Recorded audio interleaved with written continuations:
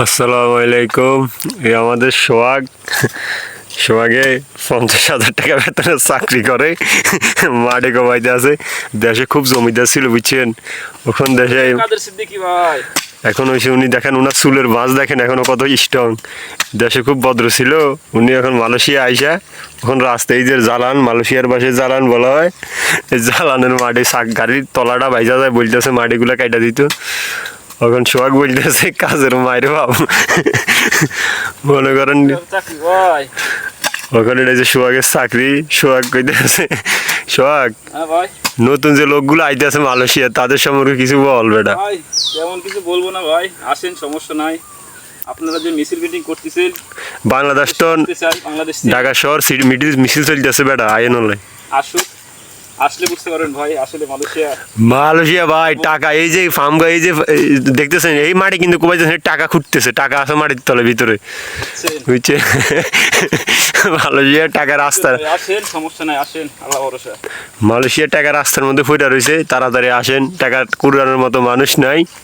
আমরা হতভাগারা কুড়াইতে কুড়াইতে আমরা বিল্ডিং বাড়ি করি সব থুয়ালাইছি বুঝছেন।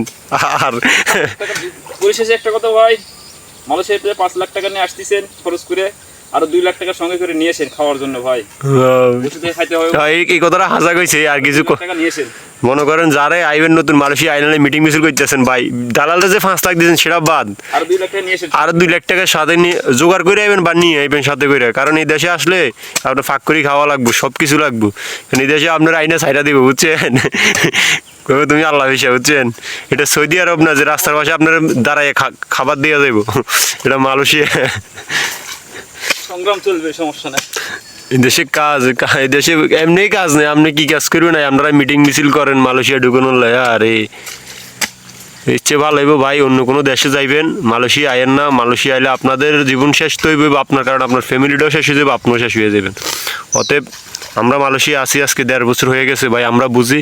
অতএব বেলে আপনারা ফিরে রয়েছেন কেন? অনেকেই বলবেন যে আপনারা কেন ফিরে রয়েছেন। আসলে আমরা কেন ফিরে রয়েছি, বাধ্য হয়ে। যখন আপনি এক জায়গায় এসে দেওয়ালে ফিট থেকে যাবো, কিচ্ছু করার থাকবো না, তখন আপনি বাধ্য হয়ে করে যাবেন। কারণ আমরা তো না জেনে চলে আইসি, কথা বুঝে না, না বুঝে আইসি, এখন বুঝতেছি।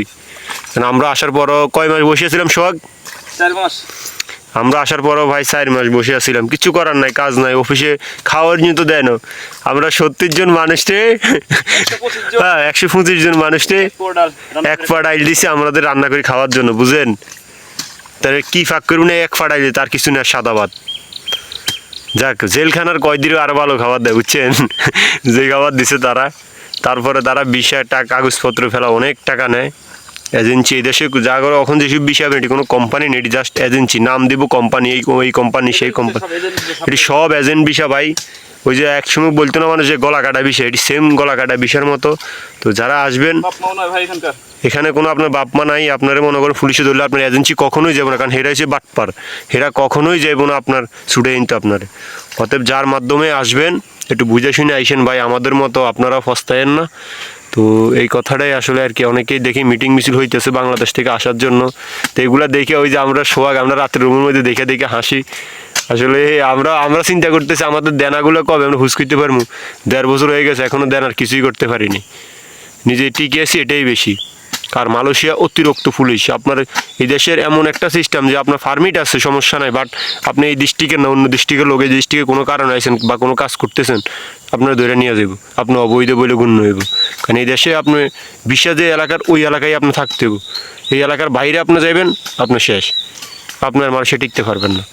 এই কারণে মনে করেন আপনি এমন না যে ফ্রি ভিসা মালয়েশিয়া বলতে কোনো শব্দ নেই, মালয়েশিয়া ফ্রি বলতে কোনো বিষয় নাই, যেই বিষয় এমনকি সেই কাজ করতে হবে। আপনি মনে করেন আপনার বিল্ডিংয়ের কাজের বিষয়, রাজের কাজের, যদি আপনি এখানে ফার্ম অয়েল বাগানে কাজ করেন, পুলিশের হাতে পড়ার সাথে সাথে আপনার কাজের মধ্যে আপনি নিয়ে যাবে, কোনো কিছু আপনার আটকাইতে পারবো না।